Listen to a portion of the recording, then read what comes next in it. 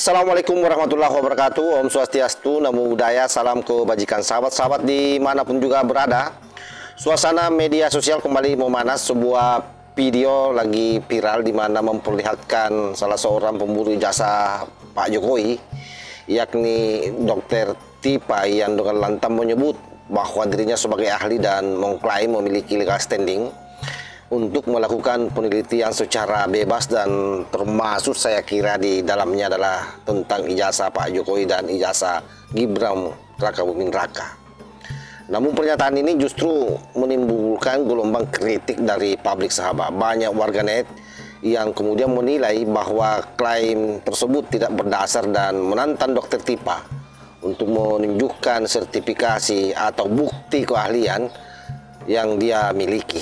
Apakah benar bahwa Dr. Tipa memiliki legitimasi akademik dan otoritas ilmiah yang ia klaim, atau ini hanya bentuk pembenaran pribadi atas opini yang tidak terverifikasi? Coba kita simak videonya, sahabat. Baik, Assalamualaikum warahmatullahi wabarakatuh. Jadi memang saya mau tegaskan legal standing kami.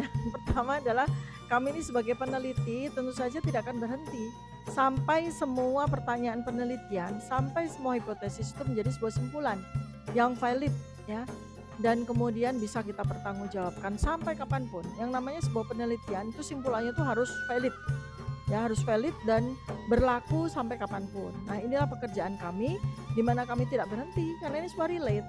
Ini kan sebagai sebuah kelanjutan, karena berdasarkan dari penelitian kami terkait dengan ijazah bapaknya Gibran, ya, ini kok tampaknya menjadi sebuah prototipe yang kemudian di copy paste, ya, menjadi sebuah pattern yang kemudian diuji cobakan kepada anaknya dan setengah berhasil, karena setengah berhasil jadi wapres. Nah, kenapa saya bilang setengah berhasil? Karena impeccable. Ya, impeccable kenapa? Karena sekarang kita mau bergerak menuju kepada penelitian terkait dengan semua data primer maupun sekunder yang semaksimal mungkin sekarang ini sedang kami kumpulkan. Hei, Tipa, ini saya langsung masuk di akun kamu, ya. Sebab percuma saya, ya, membantah orang-orang yang pendukung kamu di sana itu, yang akunnya itu, ya, tidak ada gunanya. Ini saya langsung masuk di akun kamu, ya. Saya bilang kamu, mulutmu itu adalah mulut wanita jalang, ya. Dan isi kepalamu itu adalah isi kepala wanita jalang, ya. Jadi kau dipastikan kelakuanmu adalah kelakuan wanita jalang, ya, wanita murahan. Paham kau, ya? Oke. Kau bilang, ya, bahwa kau ini adalah, ya, punya apa namanya, legal standing sebagai ahli, ya, sebagai peneliti jasa Pak Jokowi lah, ya. Artinya kau adalah peneliti digital forensik, ya. Kau paham kan, untuk menjadi seorang peneliti digital forensik itu harus ada izinnya, izin dari kepolisian, izin dari Badan Sipil, ada nggak izinnya dia, Sandi Negara, ya, dan izin dari Kementerian Komunikasi. Coba kamu spill izinmu, ya, jangan asal ngebacot aja kau. Dan sebagai seorang ekspor peneliti, tentu kamu harus punya sertifikat. Nah, itu dia. Saya ini sebagai ekspor di oil and gas, saya punya bahkan 50-an sertifikat, ya. Coba kamu tunjukkan sertifikat kamu, ya. Banyak sertifikat yang kamu harus punya, ya. Nah, sertifikat sebagai komputer hacking, ya, forensik investigator, ya. Sertifikat forensik analis, sertifikat forensik examiner, ya. Sertifikat forensik komputer examiner, sertifikat komputer examiner, ya, sertifikat examiner and case. Banyak sekali lagi, ya. Coba kamu spill. Jadi jangan kamu itu ngaku-ngaku sebagai, ya, orang ahli, punya legal standing, tapi kamu tidak punya sertifikat. Kamu harus punya, ya, tunjukkan, ya. Bacotmu itu yang selalu menebar racun, ya, menebar kebencian, pecah belah. Saya tunggu kau, ya. Ini aku sedikit langsung petimu, ya. Dr. Tipa mengatakan legal standing dia itu sebagai seorang peneliti. Peneliti apa? Apa yang sudah Anda teliti? Peneliti hari-hari. Apa yang sudah Anda teliti, Dr. Tipa? Dari data yang saya baca, satu, Dr. Tipa belum memiliki publikasi ilmiah formal. Wow. Sekali lagi, Dr. Tifa belum memiliki publikasi ilmiah formal. Dan syarat untuk menjadi seorang peneliti, ya yang bicara legal standing, dia sebagai peneliti syaratnya ada. Apa syaratnya? Memiliki publikasi ilmiah, memiliki karya ilmiah yang relevan dan telah dipublikasikan. Kebohongan-kebohongan kalian semua ya akan saya bongkar. Yang pertama saya bongkar adalah kebohongan Dr. Tifa yang mengatakan dirinya legal standingnya adalah sebagai peneliti. Syarat menjadi seorang peneliti itu adalah memiliki publikasi ilmiah, memiliki karya ilmiah yang relevan dan telah dipublikasikan, terutama untuk jenjang karir yang lebih tinggi. Karir Anda saat ini apa, Dr. Tifa? Sedangkan surat izin Anda untuk praktek sudah habis tahun 2012. Apa yang akan kau bangga-banggakan legal standing kau dengan mengatakan seorang peneliti? Minimal kau pernah ada di posisi asisten peneliti. Sekali lagi, kau pernah memiliki posisi sebagai asisten. Sudah pernah apa belum, Dr. Tifa? Kalau sudah, sampaikan kepada publik, kepada siapa Anda magang dan Anda pernah menjadi asistennya siapa. Berani jujur itu hebat. Syarat seorang peneliti itu memiliki sifat yang jujur, dan juga mau menerima kritik. Ini saya mengkritik Anda karena Anda keluar-keluar mengaku legal standing kau itu sebagai peneliti. Makanya saya cari jurnal peneliti kau apa Anda ada. Saya buka, Dr. Tifa belum memiliki publikasi ilmiah formal seperti yang terindeks di jurnal internasional, meskipun kau sering mengklaim telah melakukan penelitian mendalam. Apa yang kau teliti? Pakai data Apa loh. yang kau teliti, Dr. Tifa? Pakai data loh ini. Keren.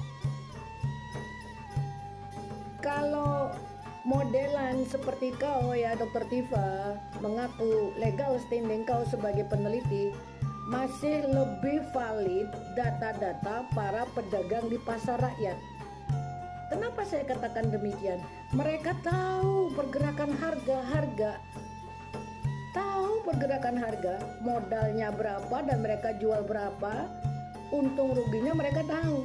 Masih lebih pintar mereka dibandingkan kau, Dr. Tifa. Itu kalau kau bicara legal standing kau sebagai peneliti. Saya baca ini, saya buka jurnal, di situ jelas Dr. Tifa Fauzia belum memiliki publikasi ilmiah formal. Dan dijelaskan juga syarat untuk menjadi seorang peneliti adalah memiliki karya ilmiah yang relevan dan telah dipublikasikan. Apa karya ilmiah Anda? Tunjukkan dong. Ada karya keilmiahnya. Apa karya ilmiah Anda sehingga kau bisa dengan songongnya mengatakan legal standing kau sebagai peneliti? Andai peneliti tentunya ada dong ID card paling tidak sebagai peneliti ya, yang dicantolin di leher.